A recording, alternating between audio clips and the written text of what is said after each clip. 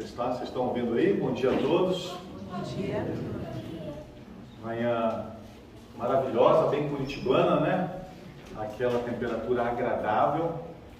Pouco sol, o sol se esconde de nós aqui em Curitiba, mas torna a nossa temperatura muito agradável e muito prazerosa.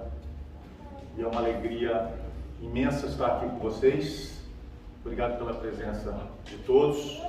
É uma honra estar aqui nessa casa, fisicamente, presencialmente por primeira vez, agora que nós estamos retomando devagar a nossa vida normal. Já estivemos pelas gravações, né, pelas lives, mas presencialmente é a primeira vez e é realmente uma alegria muito grande. Iniciamos com essa apresentação belíssima, com essa música bela. A arte faz tão bem ao coração, né?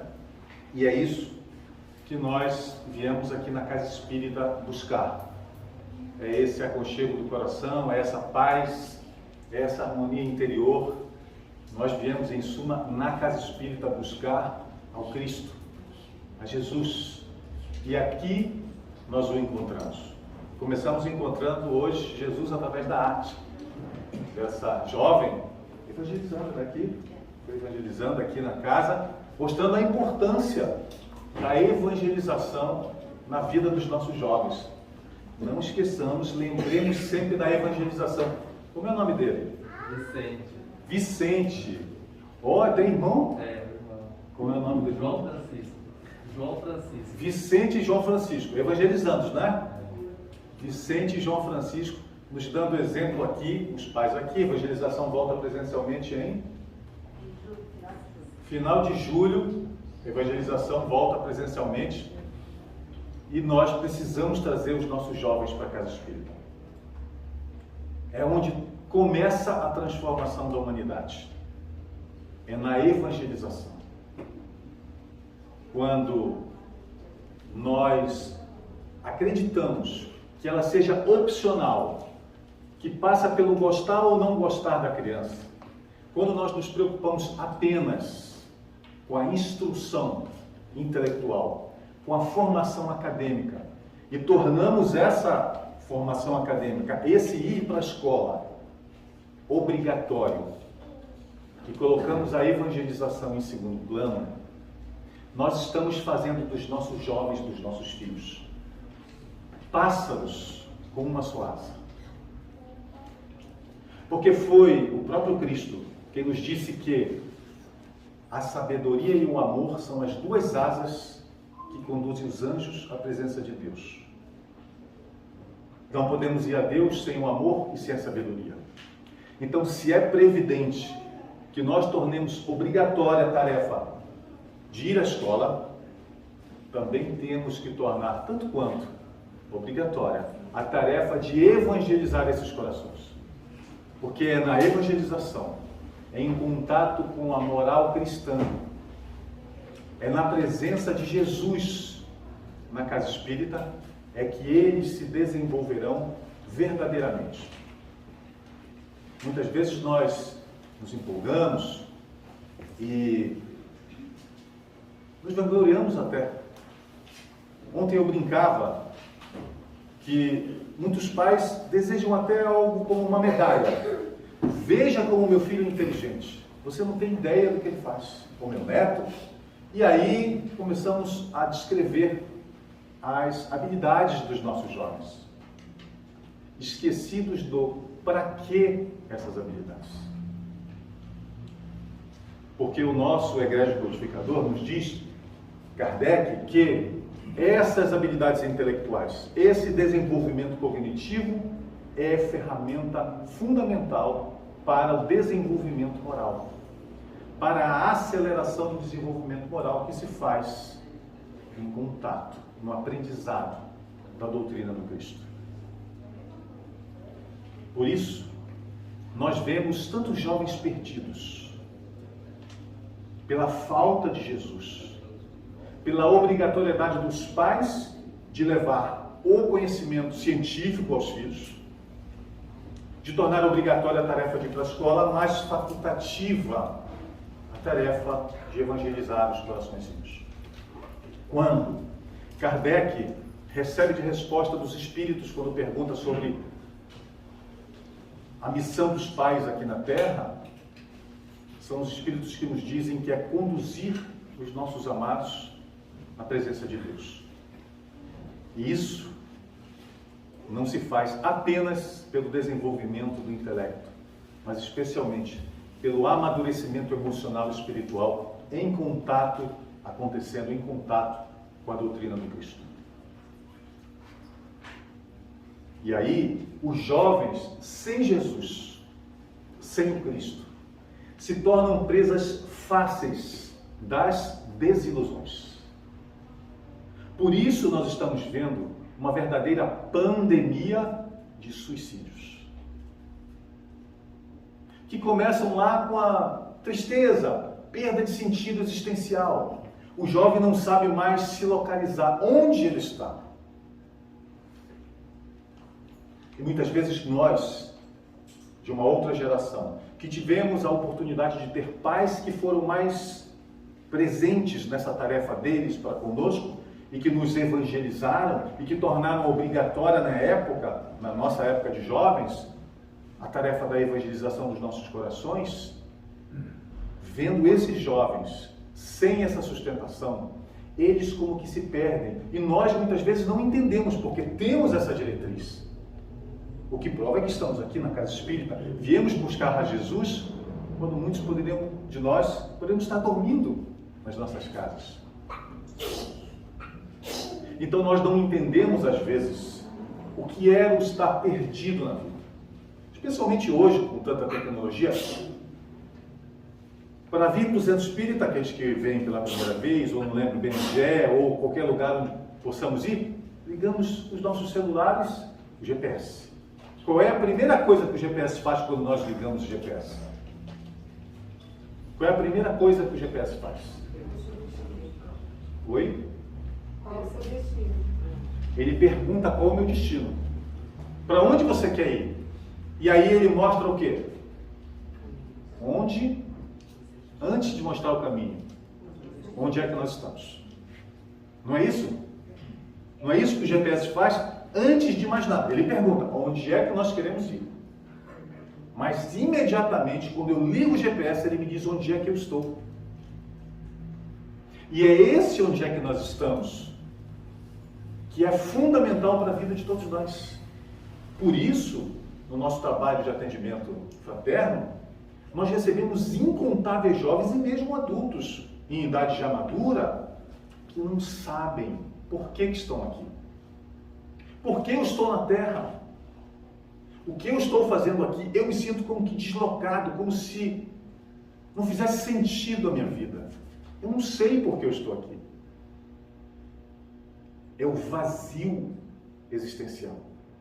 É a falta de ligar a bússola da vida. A agulha giroscópica, aquela que nos dá direção, que nos mostra o norte, para que nós possamos, pelo nosso desejo, pela nossa vontade, pelas nossas aspirações, dizer onde nós queremos ir. E perdidos, sem saber onde estamos, e nem para que nós estamos, nós não conseguimos digitar um destino.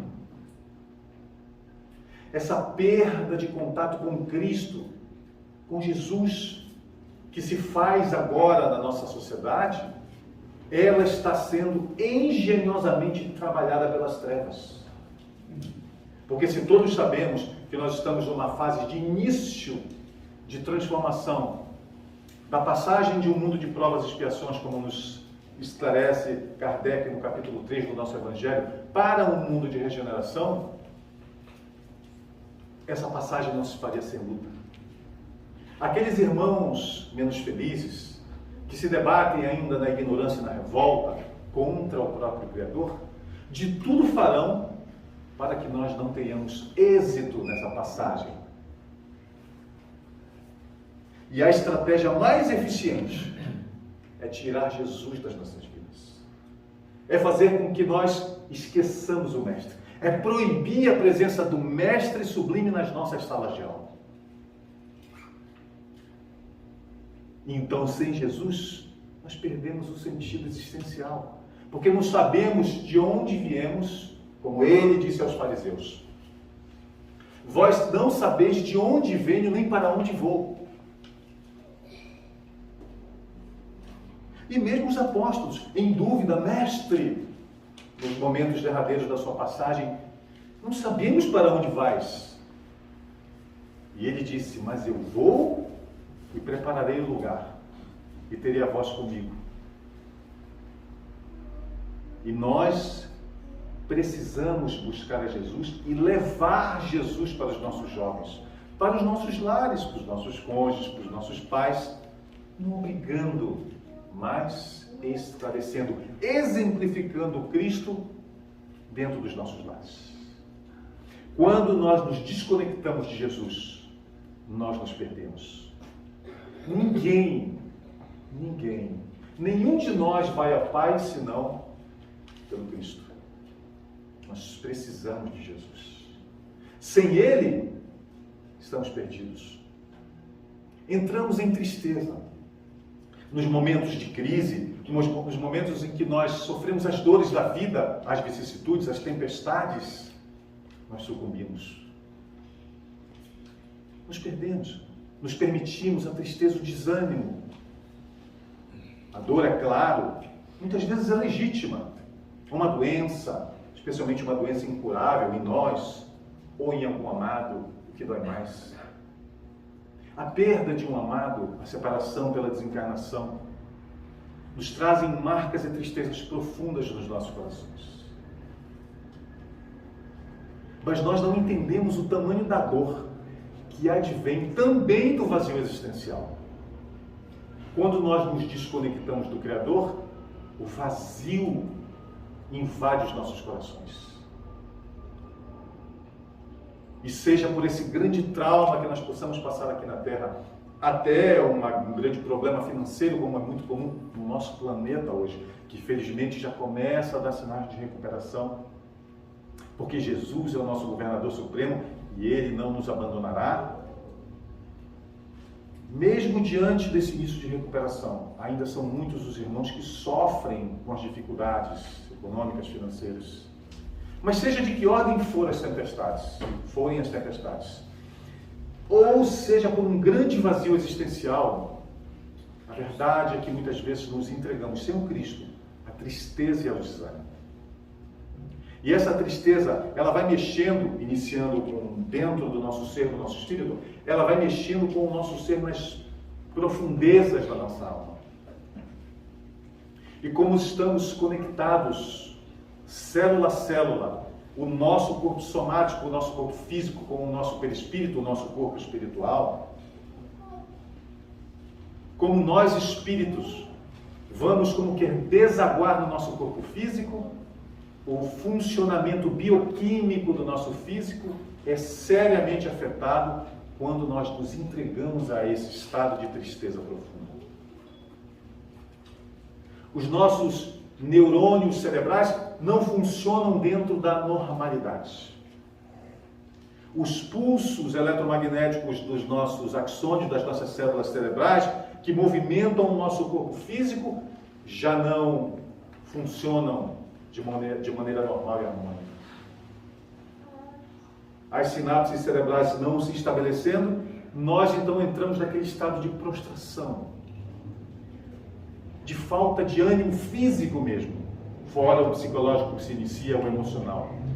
E nós vamos como que nos entregando a essa tristeza e aprofundando nela, porque o nosso próprio corpo, já afetado por essa tristeza e por esse estado da alma, já não responde para que nós continuemos funcionais.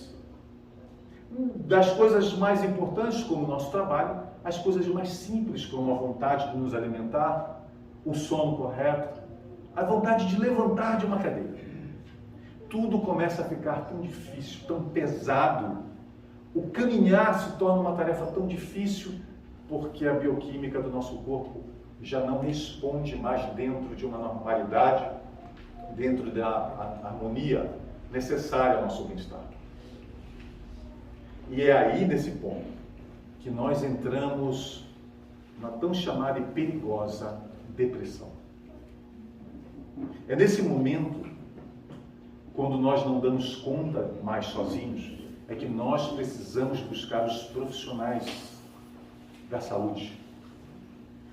Os psicólogos, os médicos, os psiquiatras. Não, psiquiatra também não, né? Nós não estamos, né? Também assim não. Psiquiatra não é médico para tratar de pessoas em desequilíbrio profundo, apenas emocional e psíquico. O psiquiatra nos ajuda a que nós não entremos nesse estágio.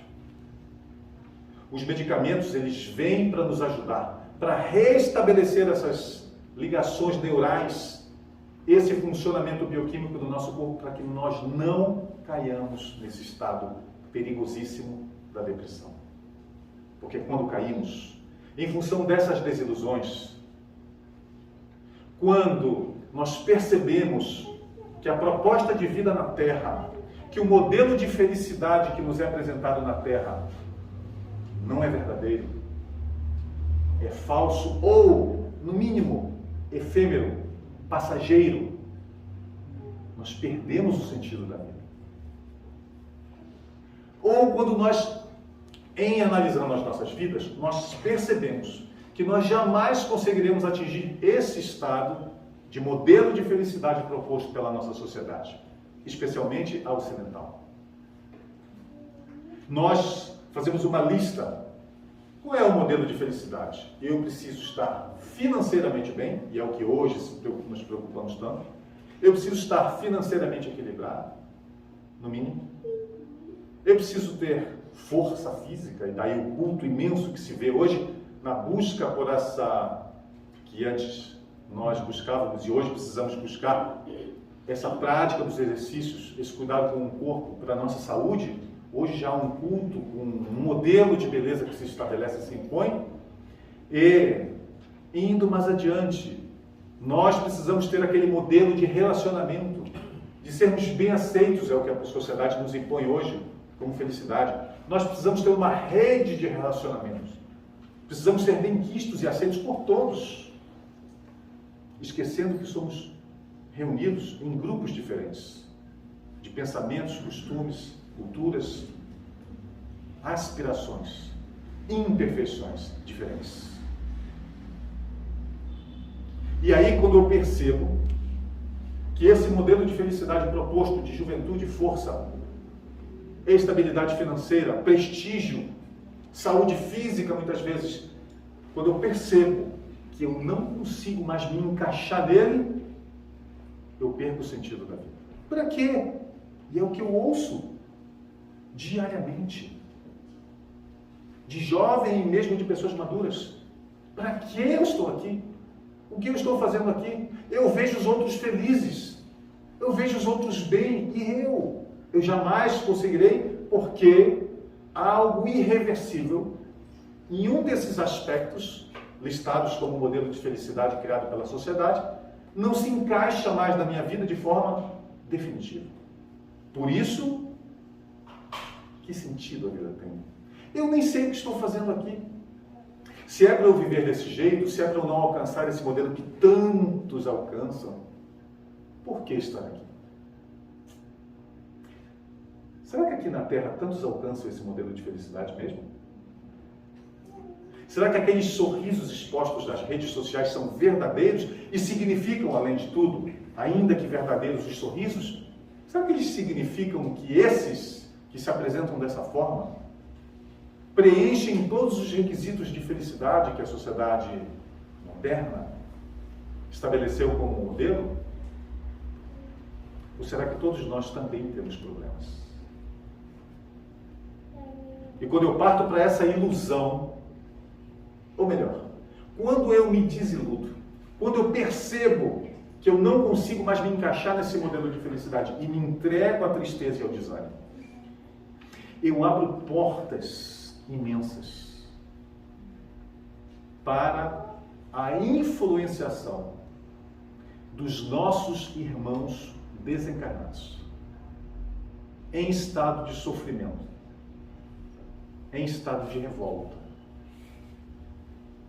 a sintonia se estabelece com os irmãos sofredores. E nós nos unimos, nós e eles, esses irmãos menos felizes, do plano espiritual. E nós nos reunimos em estado como que de simbiose, um se alimentando do sentimento do outro, dos pensamentos do outro. E essa aproximação, ela se dá. Nós imaginamos, falando em processos obsessivos, que essa influenciação negativa, nos estabelece Kardec, da espiritualidade nas nossas vidas, essa influenciação negativa que nós chamamos de obsessão, ela se dá sobre dois aspectos, mas nós costumamos ver só um. Nós acreditamos que obsessores são aqueles nossos inimigos, aqueles nossos desafetos, aqueles que nos fizeram mal ou contra os quais nós fizemos mal em vidas pretéritas. E por isso eles estão aqui para se vingar. Sim, isso acontece. E é muito comum. Mas eles, esses nossos irmãos em estado de revolta, de sofrimento, se ligam a nós pela nossa sintonia com eles, também pela nossa simples emanação vibratória. Muitas vezes nós nem os conhecemos, nunca os vimos, mas nós nos reunimos nesse campo vibratório imenso do tamanho do universo, no qual todos nós estamos mergulhados, também por afinidade. E aí, quando eu me entrego a esse estado perigoso de tristeza e depressão, muitas vezes nós vamos atrair para nós, pela lei de sintonia, aqueles que venham se sintonizar com a frequência que eu estou emitindo.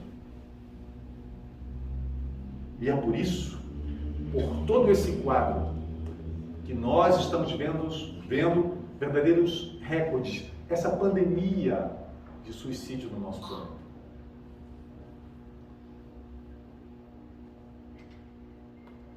Mas o quanto isso é profundo? Isso acontece mesmo? A Organização Mundial de Saúde nos dizia, não nos diz, nos dizia antes dessa pandemia, sem contar com os efeitos dela na nossa sociedade, que, embora morram, desencarnem, porque nós não morremos, incontáveis irmãos de câncer e coração, as duas maiores causas de morte na Terra, em 2026, agora, 4 anos mais, a depressão mataria mais do que as doenças do coração e do que o câncer. Mais a pandemia e todos os seus efeitos reduziu esse tempo. E essa depressão vai se alastrar, está se alastrando na nossa sociedade como essa pandemia que ceifa vidas, sendo uma das formas o próprio suicídio. O próprio suicídio.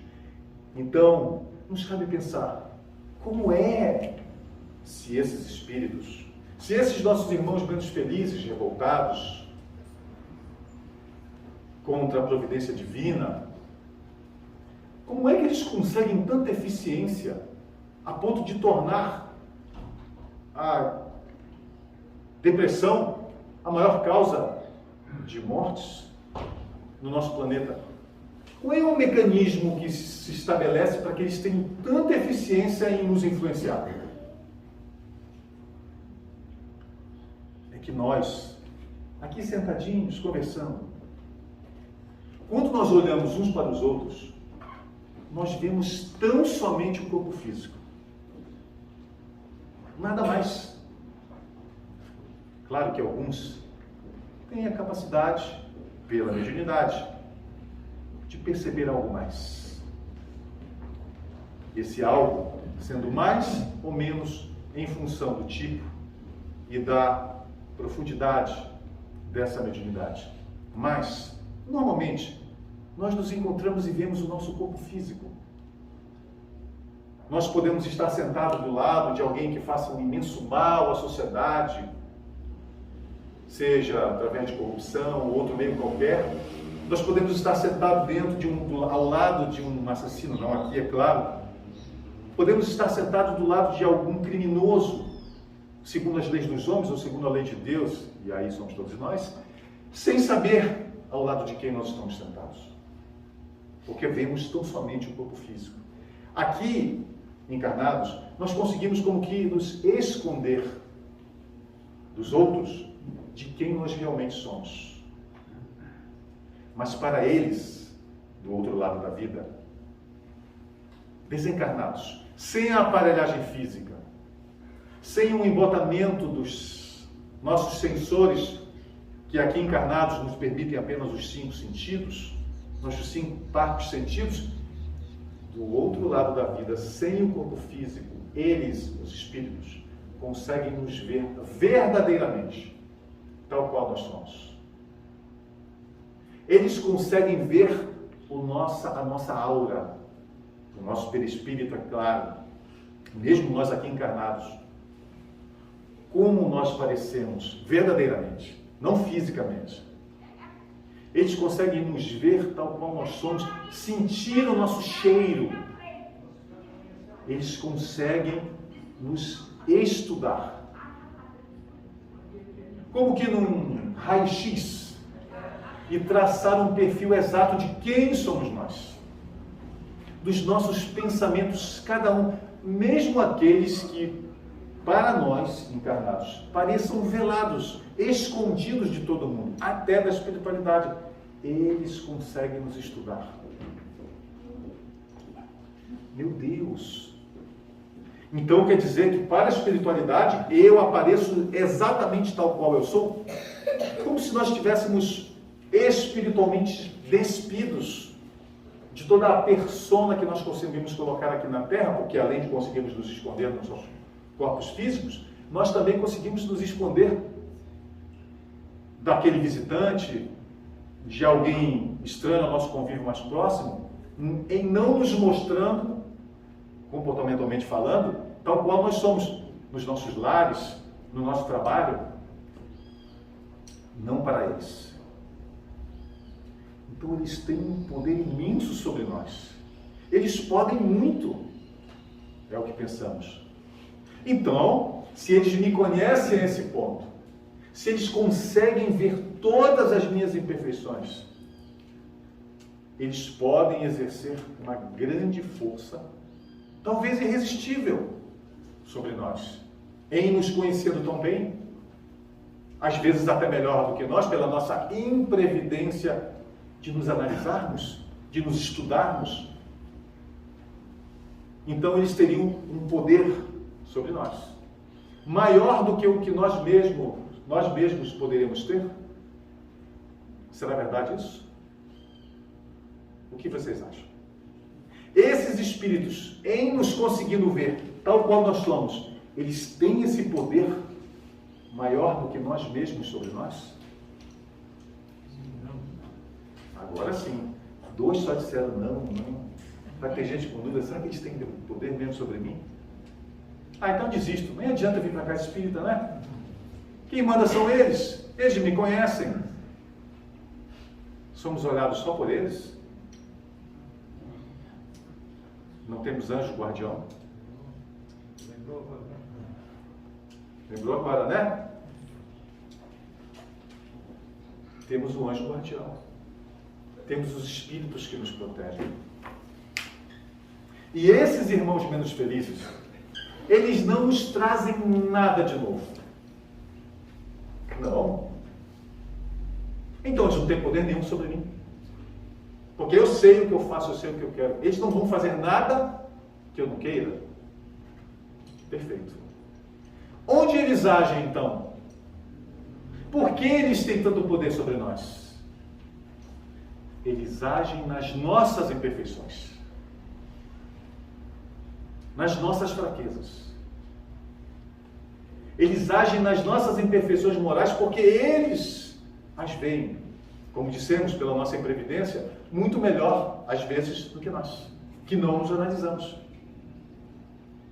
E é nessas imperfeições que eles acham as brechas de vir exercer essa influenciação negativa que se transforma num processo obsessivo de simbiose, de troca de vibrações que nós permitimos pela nossa imprevidência e invigilância. Eles não nos trazem nada de novo, eles apenas nos entregam mais de nós mesmos. Nada de novo. E nós acreditamos muitas vezes, então, eu sou livre, eu vou à casa espírita, eu sou divulgador da doutrina espírita, eu sou evangelizador, eu aplico, sou médium passista, principalmente a mim que sou espírita, eu sou salvo, porque afinal de contas eu estou na casa espírita. Eu não sou trabalhador ainda, mas eu vou à casa espírita, eu ouço as palestras, recebo passe, água fluidificada, eu faço até parte de grupo de estudos. Então eu estou livre.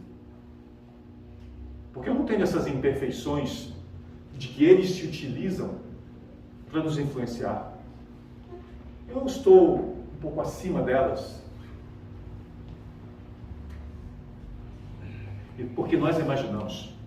Quando falamos a palavra obsessão, ei, fulano está obsidiado. Você viu o que ele fez? Gritou, xingou, brigou. E está obsidiado. Está com cão no corpo, que a gente diz, né? Esse está obsidiado. Nós não. Vê a minha tranquilidade aqui. Estamos bem, não estamos? Estamos bem. Nós imaginamos que obsessão é algo grotesco, facilmente identificável. Que nós olhamos e percebemos que está obsidiado. Ele não está com aquela calma, aquela tranquilidade do espírito. É tão bonito, né? A gente ouvir, às vezes, a gente se movimentando na sociedade, nós vemos as pessoas dizerem, você é espírita? Às vezes pessoas que não são espíritas. E a pessoa diz assim, aí você diz, sim, sou espírita. A pessoa diz, nossa, eu sabia. Por quê? Pelo seu jeito. Não ouvimos isso? E aí nós, claro, obrigado. Onde eu chego é isso, as pessoas dizem isso de mim. Estou muito sereno, muito tranquilo, livre de obsessões. Porque obsessão é aquela coisa, para nós que trabalhamos tantos anos no hospital psiquiátrico, imaginamos que aquilo é obsessão. Quando ela chega nos seus últimos estágios de possessão e subjugação, como nos diz Kardec no Livro dos Médiuns. É esse o engano.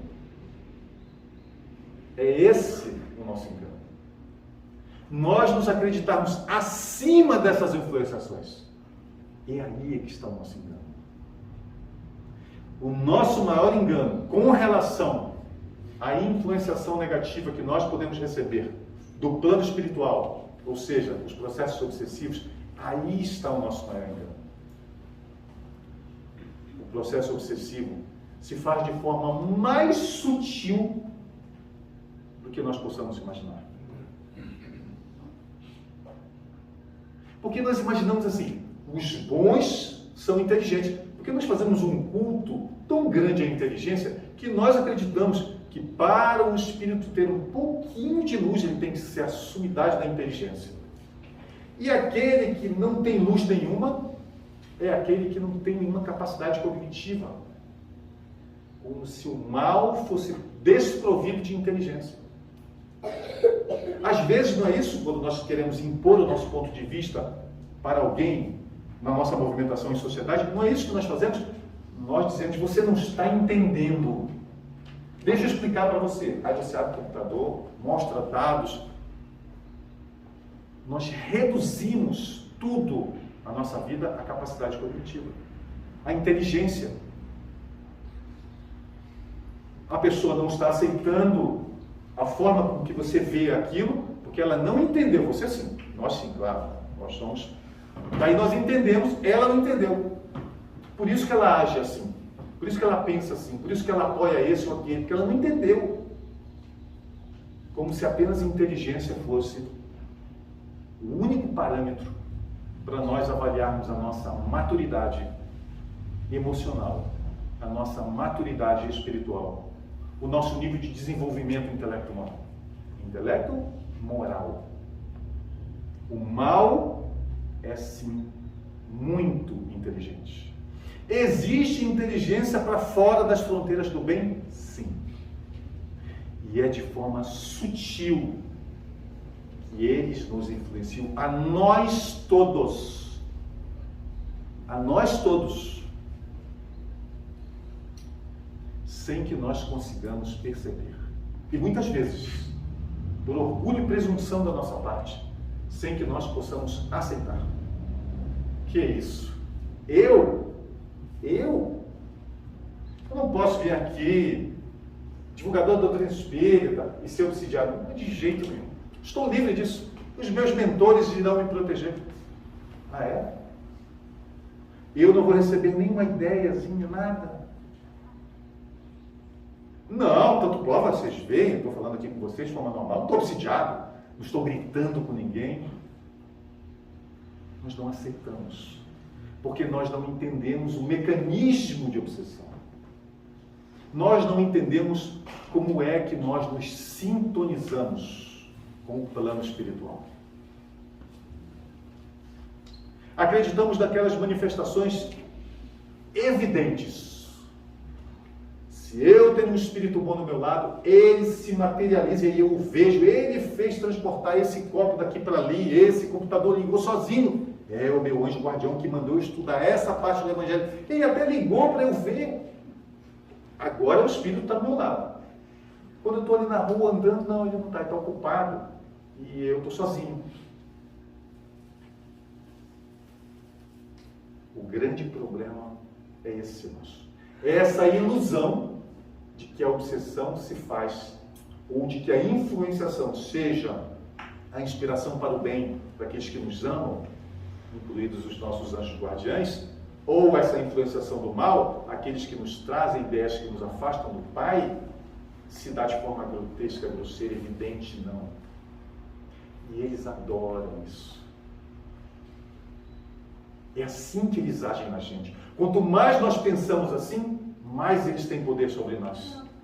Porque as nossas imperfeições, elas não são também tão evidentes, escondidos aqui, encarnados que somos nós. E muitas vezes essas imperfeições, quando falamos de imperfeição, nós imaginamos assim, mas espera aí, eu não sou corrupto, eu não sou adúltero, eu não assassinei ninguém, eu não minto. E aí nós nos acreditamos em um outro patamar. Mas Kardec nos diz, no capítulo 5 do nosso Evangelho segundo o Espiritismo, bem-aventurados os aflitos, sobre o bem e o mal sofrer, que Deus nega consolação àqueles a quem falta a coragem. Vejam que nós raciocinamos de que sofra só quem seja mal. Sofra só quem faça o mal. E aí, quando as dores não chegam, mas o que eu fiz? Ah, já sei. Como eu sou reencarnacionista, porque eu sou espírita, eu acredito na multiplicidade das existências. É alguma coisa que eu fiz na encarnação passada. Não precisa exagerar, né, pai? E aí eu me permito essa fraqueza, essa falta de coragem moral. Aqui Kardec nos ensina que Deus nega a consolação àqueles a quem falta coragem. Por isso Jesus disse, vinde a mim, todos vós que estáis aflitos e oprimidos. Lembra? Vinde a mim. Não é, Jesus não disse, eu irei até vocês que estão aflitos e oprimidos. Disse? Não. Vinde a mim. A falta de coragem moral. Esse é um dos maiores males da humanidade hoje. Pela distância do Cristo. Por que eu estou passando... Ontem uma jovem me dizia isso no atendimento fraterno. Por que eu estou passando por tudo isso? Eu estou sendo injustiçada e caluniada. Eu não fiz isso e eles me expulsaram desse evento porque disseram que eu fiz isso. Eu estou em depressão. E ao lado tinha uma imagem do Cristo, fora da cruz, é claro, pois numa casa espírita onde trabalhamos. E eu disse, e o que ele fez para merecer a crucificação? Que mal ele fez? E se ele, que só nos trouxe o bem, passou pelo que passou, quem somos nós para dizer que não podemos enfrentar tempestades das nossas vidas? Para nos sentirmos injustiçados. Então, nesse caminho de sutileza com que os espíritos nos influenciam, muitos deles estão vendo ali fora? Muitos estão nos aguardando ali fora. E aí nós pensamos, eles devem estar com sangue nos olhos, aguardando a minha saída daqui. Eles vão querer me influenciar. Tudo que eu estou sentindo aqui de bom, essa paz, essa harmonia interior, esses pensamentos elevados, essa sensação de aconchego no coração, tudo isso se vai. A culpa é deles, estão esperando ali fora. Eles estão com sangue nos olhos. Quando eu sair, eles vão querer vir para cima de mim voando. E eles estão encostadinhos na árvore ali, conversando. Tem um papo gostoso. O pessoal aí exagera, né? Os obsessores. Exagerado, estou pensando que a gente vai voar em cima dele. Eu não quero voar em cima dele. Esse desgraçado me fez tanto mal, vou lá ficar perto dele. Ele está pensando que eu vou fazer algum mal para ele. E preciso. E o outro diz, eles são muito iludidos. E olha, conversa entre eles, né? Nós temos que ficar dando uma olhadinha. Não foi Jesus que disse orar e vigiar? Eu estou orando para que esse desgraçado se dê muito mal e eu estou vigiando. Orar e vigiar, né? Eles oram para que a gente se dê mal e ainda vigiam a gente. E aí o outro diz, agora que essas casas espíritas abriram, nós vamos ter um trabalho terrível para influenciar eles. Porque eles vão lá na casa espírita e escutam um monte de coisa boa. Aí o outro mais experiente olha e diz assim, trabalho? Que trabalho nada. Aí aparece o outro e diz, não é nada disso não. Semana passada eles entraram aí também.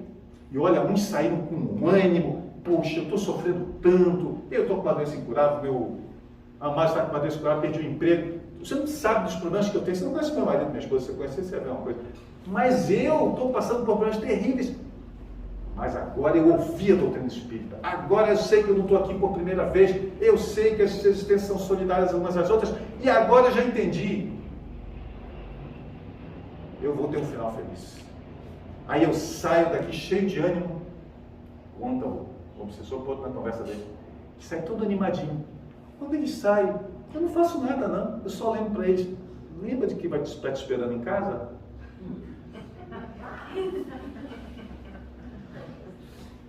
A sogra? Não falei nada. Estou sendo filmado. Eu vou falar para o Eugênio, que é a minha sogra. Vai que a minha sogra vê isso. Meu genro está me pensando, eu não conheço meu genro. Um dia ela disse assim para mim, eu te conheço. Mas nem um pouquinho de mudança, 30 anos, 35 anos. E aí a gente sai na porta, eles vêm, e aquele problema, e o outro, e aquele no trabalho, e aquele... Aí eu faço isso, o obsessor explode. Basta, não fiz nada, aí ele desanima de novo. E como Deus disse, Kardec ensinou para eles aí, esses espíritos aí, fanáticos, Kardec ensinou para eles aí que o desânimo é uma falta, que Deus não dá consolação, eles ficam sem consolação, porque eles, não acreditando que tem consolação, que tem solução, tudo na vida, que todas as dores são passageiras, eles esquecem. Mergulham nos problemas, eu não preciso fazer mais nada. Fico só vendo esse desgraçado sofrer. Fácil. Aí o outro diz assim, e você? Aí o outro diz, vocês estão tendo trabalho demais, vocês não vão lembrar dos problemas deles? Para mim não basta. Eu uso eles mesmos para descer deles. Como eles mesmos? Eu uso o que eles aprendem lá para eles caírem. Mas como assim? O que eles ensinam? Como é que você sabe que eu ouço, eles saem daqui pensando. Eu estou ouvindo, olha, está encostado na árvore. Não sei de quem que é de vocês aí, está ali. E aí eles saem, mas como é que você usa o que eles mesmos pregam contra eles? Como é isso? Não, essa aqui é que tem uns que saem daí e dizem assim, agora eu descobri para que serve a doutrina espírita, porque Kardec disse que a doutrina espírita não veio trazer, os espíritos disseram para Kardec, né? Que a doutrina espírita não veio trazer nada novo, nenhuma moral nova não. Que ela só veio relembrar da moral do Cristo, que foi esquecida. e explicar de forma pormenorizada aquilo que o Cristo lançou, o véu, propositalmente, porque eles não entendiam nada naquela época. E agora eles entenderam, eles estão todos felizes, porque eles entenderam para que serve a doutrina espírita. Para acelerar o progresso que eles querem. Você conversa do obsessor, gente. Você observa que a espírito de luz está esperando vocês ali fora? É a conversa do obsessor com o outro. Ele sabe que nós já entendemos. Já entendemos, né? Já entendemos, já, gente? Digam que sim. O Espiritismo veio para acelerar o progresso da humanidade. Fechou? Sim. Agora sim. E ele também sabe. Ele sabe lá fora. Quando nós saímos daqui cheio de ânimo, né? Agora eu vou arrebentar. Agora esse negócio de evolução, negócio de São Pedro, São Paulo, agora é comigo. Aí nós saímos aqui todos animados. Quando nós chegamos lá fora, o outro diz assim, sabe o que eu fiz? Eu aproximei deles, porque eu vi falando negócio de salvação da humanidade, que os grandes males são egoísmo e orgulho, né? Eles têm um antídoto, eles pensam que tem um antídoto. Aí eu chego no ouvido deles e digo assim, cheio de sede sai, né? Humildade. O quê? O outro diz assim para ele, você fala de humildade para eles, mas eles vão se elevar. Se você fala de humildade, não, você não está entendendo. É porque se eles pensam que vão ser superiores, você lembra que eles têm que ser humildes, que se não forem humildes, eles são orgulhosos, se eles forem orgulhosos, estão perdidos.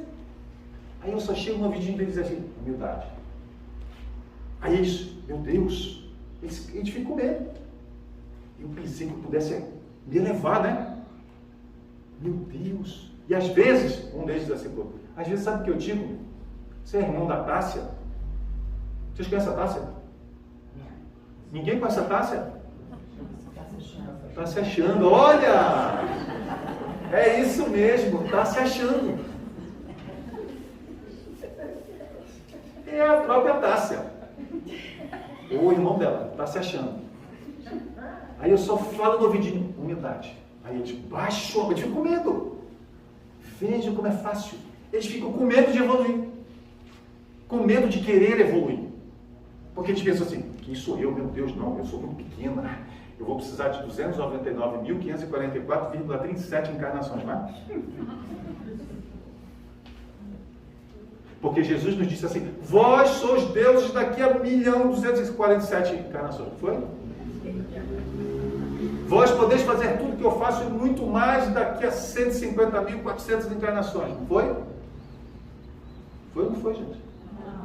Ah, não. O que é humildade, então, hein? Eu posso viver sem humildade se eu quiser me elevar? Humildade é não ser irmão da Tássia? É não ser a própria Tássia? O que é estar se achando? Eu me relaciono com 3 entidades, por assim dizer, pedagogicamente falando, de forma mais simples. Com quem são? Deus. Quem mais? Não. Deus. Jesus é nosso próximo? Sim ou não? É o nosso próximo, não é? Certo. Eu me relaciono com Deus, com quem mais? O próximo. E com quem mais? Deus, o próximo e quem mais? Comigo mesmo. Comigo mesmo. O que é humildade? É quando eu reconheço a minha pequenez diante do Criador e da sua obra. E diante do meu próximo, eu nunca me comparo querendo dar uma de superior. Querendo se atar ao irmão dela. Isso é humildade.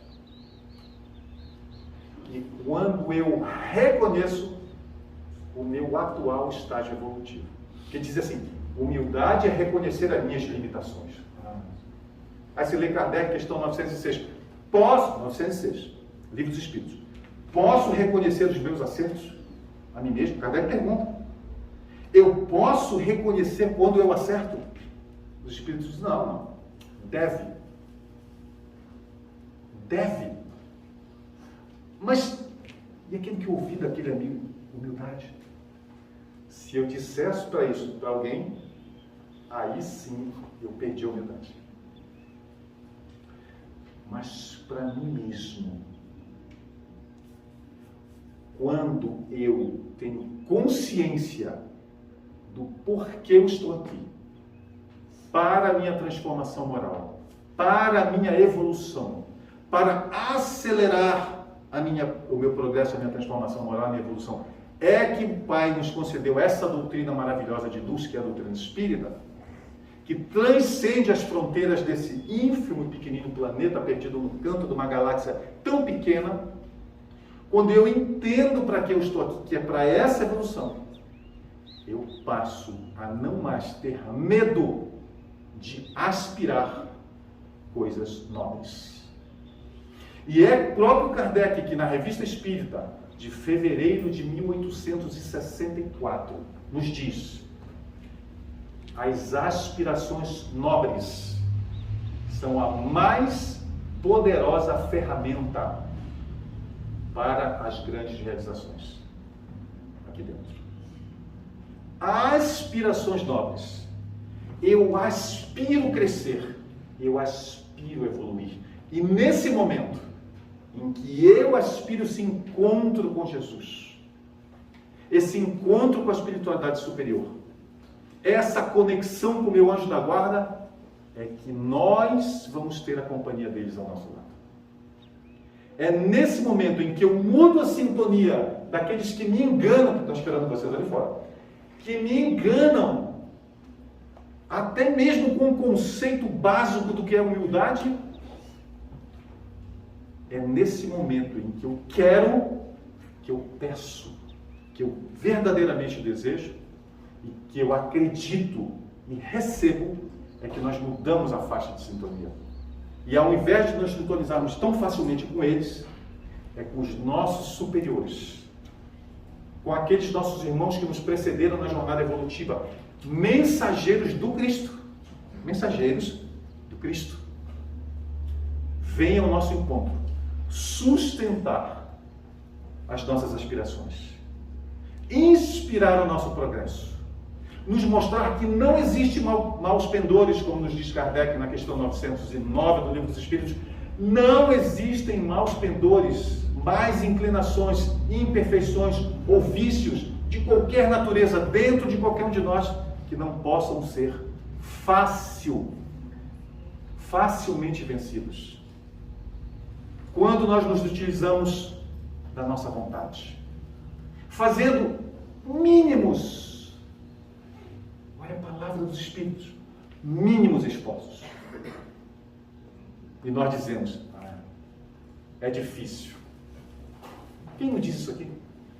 Não, nós sabemos esse negócio de evangelho. Pentateuco, você que é evangelizador, palestrante, Pentateuco, sabemos, conhecemos.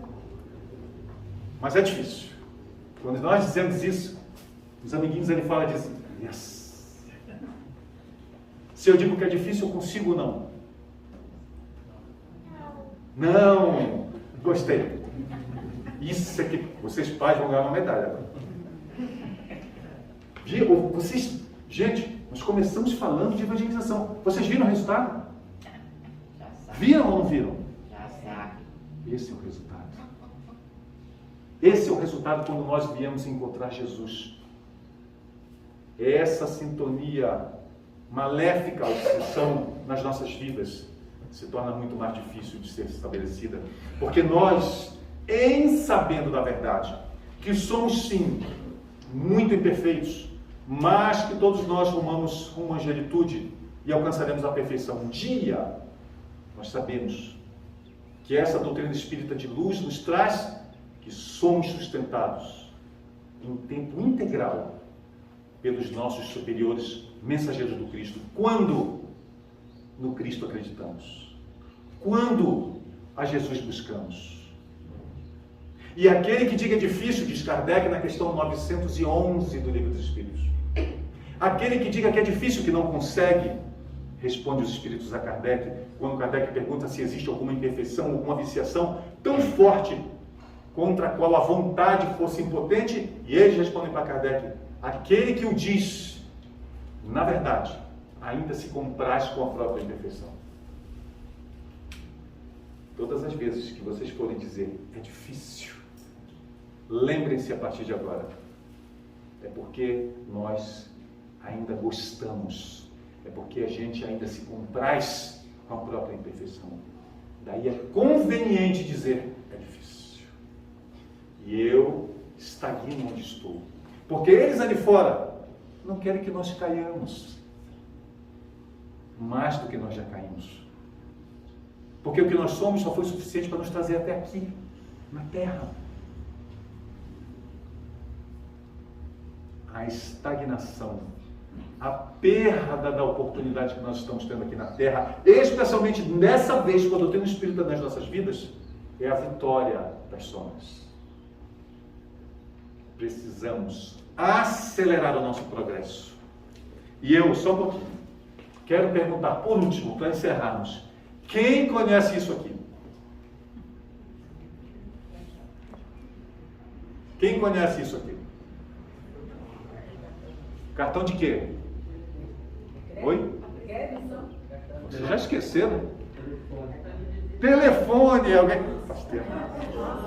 Isso aqui é um cartão telefônico. Isso aqui é moderno ou não? Como não? E as fichas?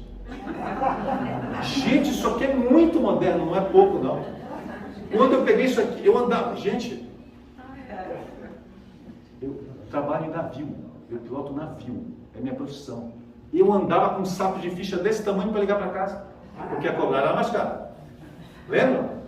Eu ia no orelhão, com 1 quilo de ficha no sol, porque no sol aí a fila diminui, né? Lembra da ficha? Aí eu ia num sol terrível para falar com a Amara, com os filhos. E aí quando surgiu isso aqui, eu disse, eu não acredito. Aí botava no bolso, conhece o Billy de Kid? Chegava no orelhão todo, 10 minutos depois, lá no norte, onde a gente vem, lá de Belém, quando faz sombra e inverno, faz 35 graus.